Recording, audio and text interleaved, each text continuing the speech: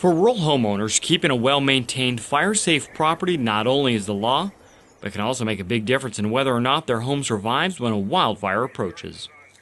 But after trimming trees and removing dead leaves and needles to make way for 100 feet of defensible space, homeowners are often left with a decision of how best to discard of the leftover piles of vegetation.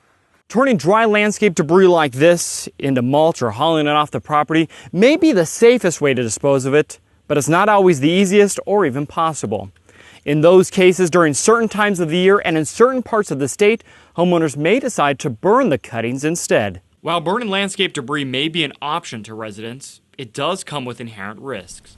That's why CAL FIRE urges residents that do choose to burn their landscape debris to also make the choice to burn it safely and legally. During specific weather conditions, when we have very low humidities and we have strong winds, we will go into burn restrictions, or we may even suspend burning. Officials say that the current air quality in the area also plays a major factor in whether or not burning is allowed. Before burning begins, residents should contact their local air quality management agency and CAL FIRE, their local fire station, to ensure that it is a permissive burn day. But even though it may be a permissive burn day, experts warn it's still important for residents to use good judgment and to stay mindful of current weather conditions. Just because it's a permissive burn day doesn't necessarily mean it's safe to burn. If it's windy and the surrounding vegetation is very dry, it's really best not to burn. In many areas, homeowners may also be required to get a burn permit from a local fire station before burning.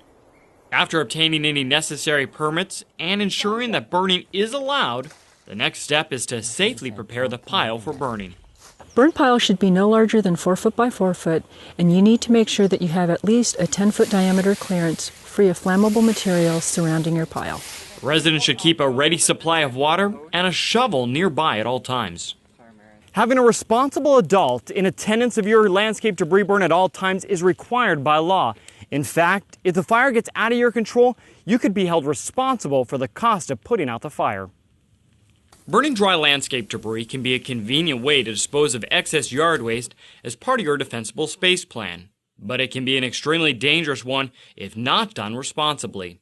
It's up to you to make sure to take the extra time and attention to always be safe with your landscape debris burning.